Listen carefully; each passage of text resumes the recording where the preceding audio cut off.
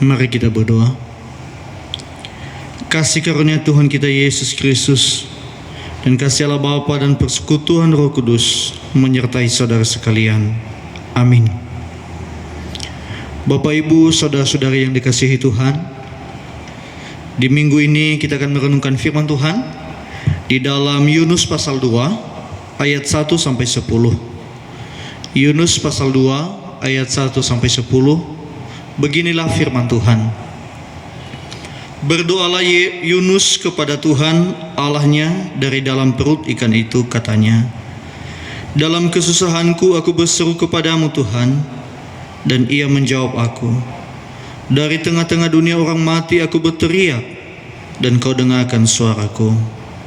Telah kau lemparkan aku ke tempat yang dalam, ke pusat lautan, lalu aku terangkum oleh arus air. Segala gelora dan gelombangmu melingkupi aku. Dan aku berkata, telah terusir aku dari hadapan matamu. Mungkinkah aku memandang lagi bait-Mu yang kudus? Segala air telah mengepung aku, mengancam nyawaku. Samudra raya merangkum aku, lumut lautan membelit kepalaku. Di dasar gunung-gunung aku tenggelam ke dasar bumi. Pintunya terpalang di belakangku untuk selama-lamanya. Ketika itulah Engkau naikkan nyawaku dari dalam liang kubur, ya Tuhan Allahku. Ketika jiwaku letih lesu di dalam aku, teringatlah aku kepada Tuhan, dan sampailah doaku kepadamu ke dalam bait-Mu yang kudus. Mereka yang berpegang teguh pada berhala kesia-siaan, merekalah yang meninggalkan Dia yang mengasihi mereka dengan setia. Tetapi aku dengan ucapan syukur akan kupersembahkan korban kepadamu. Apa yang kunazarkan akan kubayar. Keselamatan adalah dari Tuhan. Lalu berfirmanlah Tuhan kepada ikan itu, dan ikan itu pun memuntahkan Yunus ke darat. Demikianlah firman Tuhan. Marilah kita berdoa. Terima kasih ya Tuhan atas anugerah-Mu yang Tuhan berikan kepada kami dalam Kristus Yesus, yang hingga saat ini Engkau melayakkan kami beribadah di hadapan Tuhan. Ya Bapa, kami hendak merenungkan firman-Mu. Kuduskanlah kami, dan biarlah Roh Kudus-Mu yang memampukan kami untuk mengerti kehendak-Mu dalam hidup kami melalui firman Tuhan hari ini. Terpujilah nama Tuhan. Demi nama Yesus kami berdoa kepada Bapa yang di surga. Amin. Bapak, Ibu, saudara-saudari yang dikasihi Tuhan, di minggu ini kita bersyukur bahwa kita masih dapat beribadah bersama-sama, walaupun di rumah masing-masing. Bapak, Ibu, pemeliharaan Tuhan kepada setiap yang Dia kasihi sungguh menjadi berkat juga kepada orang lain untuk menjadi kesaksian pengalaman hidup, pengalaman rohani yang sudah pernah mereka nikmati, seperti yang telah tercatat pada kita di hari ini. Sesungguhnya dalam Minggu Exaudi Domini ini kita merenungkan bagaimana Yunus menghadapi kenyataan dalam ungkapan doa yang ia sampaikan kepada Allah yang hidup. Apa yang ia hadapi? Ia berada di dalam perut ikan 3 hari 3 malam. Itu terjadi karena dirinya sendiri ketika ia tidak menerima suatu tugas yang diberikan Tuhan kepadanya. Ia melarikan diri. Di dalam ayat-ayat sebelumnya di pasal 1 jelas terurai bagaimana seharusnya ia ke Niniwe, tapi ia tolak. Ia malah lari ke Tarsis melalui Yope. Di sini kita melihat Yunus mengabaikan perintah Tuhan, lebih mementingkan dirinya sendiri, dan membiarkan ia hidup menjadi pelarian di hadapan Allah. Lain firman Tuhan yang kita renungkan minggu lalu, bagaimana Elia terus menurut melakukan apa yang diperintahkan Tuhan. Tetapi ada satu hal, perubahan dari pasal 1 tadi masuk ke dalam pasal 2 yang berbicara mengenai doa Yunus kepada Tuhan. Di dalam itu, mulai ayat kedua sampai ayat yang ke-6, pertama dikatakan bahwa dia berdoa sungguh-sungguh. Ia memuliakan Tuhan. Ia menikmati penyertaan Allah. Allah tidak membiarkan dia walaupun berada jauh di dalam perut bumi. Yang pertama, ia berada di tengah-tengah dunia orang mati. Kedua, terlempar ke pusat lautan. Ketiga, terusir dari hadapan Allah. Tekanan yang ia alami adalah tekanan yang luar biasa ia hadapi. Ketika ia berada di dalam perut ikan, tentu ketidaknyamanan yang ia alami. Secara manusia fisik, ia berada di dalam kegelapan. Yang kedua, tentu ia menikmati rasa bau amis yang luar biasa, bercampur dengan makanan ikan itu sendiri, sehingga ia mengatakan di situ, serasa ia sudah mati, mengalami kematian itu sendiri. Bapak Ibu yang dikasihi Tuhan, dalam waktu 3 hari berada di perut ikan, Yunus mengalami pergulatan rohani dengan Tuhan. Kalau kita perhatikan sebelumnya, ketika Yunus mendapatkan perintah dari Allah, ia tidak ada memiliki catatan. Mungkinkah ia sudah berdoa di saat itu sebelum ia pergi ke Tarsis? Tidak.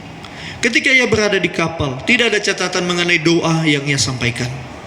Tetapi di dalam perut ikan inilah catatan mengenai doa Yunus tertulis. Sebagian orang menganggap kisah Yunus ini adalah mitos, tetapi itu tidak dapat diterima, karena ketokohan sejarah mengenai pribadinya sendiri, mengenai lokasi, semua tertulis.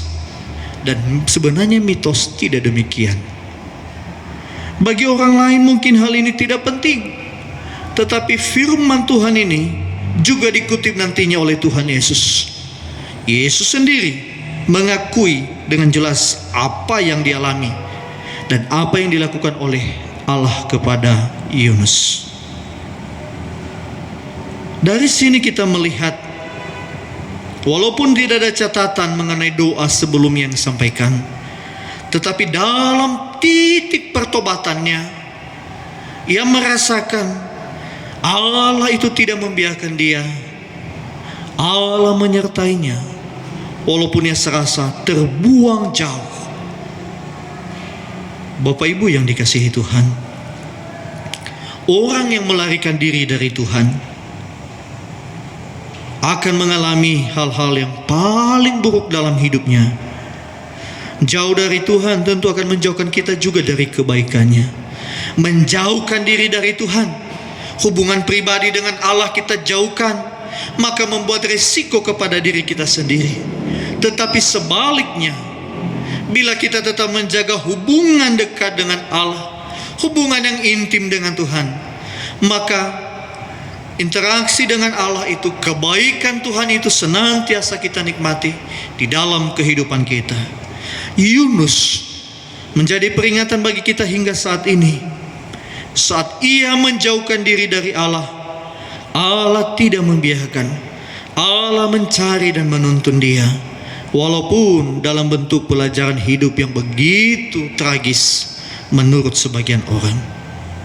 Ia berada dalam perut ikan dan merasakan kematian yang sangat dekat bagi dirinya sendiri.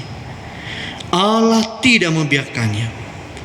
Walaupun Yunus merasakan ia sepertinya dibuang, tidak memiliki harapan lagi, tapi ketika ia berseru kepada Allah, ia memohon belas kasihan Allah, apa yang ia dapatkan?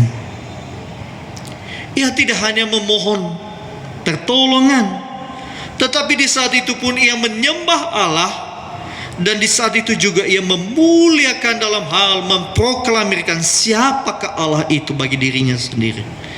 Ayat 9. Inilah sebuah pengakuan dan proklamir dari Yunus untuk menyembah Allah yang sesungguhnya dan bahwa keselamatan hanya dari Tuhan saja. Itu tantangan bagi saya dan saudara juga hingga saat ini. Bagaimana menyatakan bahwa Yesus adalah juru selamat. Ia hanyalah satu-satunya jalan keselamatan. Tidak ada yang lain selain daripada Yesus Kristus. Allah menyelamatkan saya sama seperti Yunus dan saudara juga demikian, dengan tujuan yang penting di hadapan Allah. Apa yang sudah diperintahkan oleh Allah kepada Yunus harus ia lakukan. Ia diselamatkan dari perut ikan untuk menunaikan tugas yang pernah ia dapatkan, sehingga jangan pernah lari dari perintah Tuhan. Ketika Yunus mendapatkan anugerah dalam hidupnya, ia dipilih Allah sebagai penyambung lidah untuk menyampaikan pesan Allah kepada bangsa Niniwe. Yang kedua, dalam tugas mulia itu Yunus mengalami langsung bagaimana ia diselamatkan oleh Allah. Bukan hanya fisiknya yang diselamatkan di dalam perut ikan untuk keluar, tetapi pola pikirnya terhadap Allah itu sendiri, pola pikirnya terhadap keselamatan dari Allah diubahkan seperti yang Tuhan inginkan agar dia dibentuk. Dan yang ketiga, ia diselamatkan untuk tetap menunaikan tugas pertama yang diberikan kepadanya. Bapak Ibu yang dikasihi Tuhan, kita bersyukur memiliki Allah yang tidak membiarkan kita. Ia dengan kasih-Nya yang tulus menantikan kita dengan berbagai pergumulan kehidupan kita. Kita harus menunaikan tugas kita. Kita juga berserah dengan apa yang kita alami saat ini. Ia tetap setia menunggu kita, menantikan kita, memelihara dan menyertai kita. Itulah janjinya. Mengapa? Karena ketika kita berseru kepadanya, ia mendengarkan seruan kita. Seperti di dalam ayat hafalan kita, dalam kesesakanku aku berseru kepada Tuhan dan ia menjawab aku. Dalam kesesakanku aku berseru kepada Tuhan dan ia menjawab aku. Biarlah kiranya ayat hafalan ini dan firman Tuhan yang sudah kita renungkan menjadi perenungan bagi saya dan saudara, bahwa persoalan apapun yang kita hadapi, Tuhan tidak membiarkan kita. Tuhan Yesus memberkati. Mari kita berdoa. Terima kasih ya Tuhan, Engkau mengingatkan kami bagaimana Yunus menghadapi kehidupan di dalam ujian iman atas keteledoran yang ia alami tadinya. Ketika ia membantah untuk mengikut Engkau, menyampaikan pesan Tuhan kepada umat yang ingin Engkau ubahkan di Niniwe. Dan dalam pergumulannya, Allah pun menyatakan kuasa pemulihan kepadanya. Ya Tuhan, ajarlah kami demikian juga, untuk senantiasa menikmati kasih Tuhan, bahwa sesungguhnya Allah tidak membiarkan kami. Allah menunggu, Allah menantikan kami, Allah melakukan yang terbaik di dalam hidup kami. Ya Tuhan Yesus, kami mohon, berkatilah semua jemaat-Mu yang hadir di hadapan-Mu saat ini, dan biarlah mereka menikmati kasih Tuhan di sepanjang kehidupan mereka. Lindungilah mereka, sendingkanlah telinga-Mu atas permohonan mereka, dan biarlah nama-Mu dipermuliakan dari sekarang sampai selama-lamanya. Demi nama Yesus kami berdoa. Amin.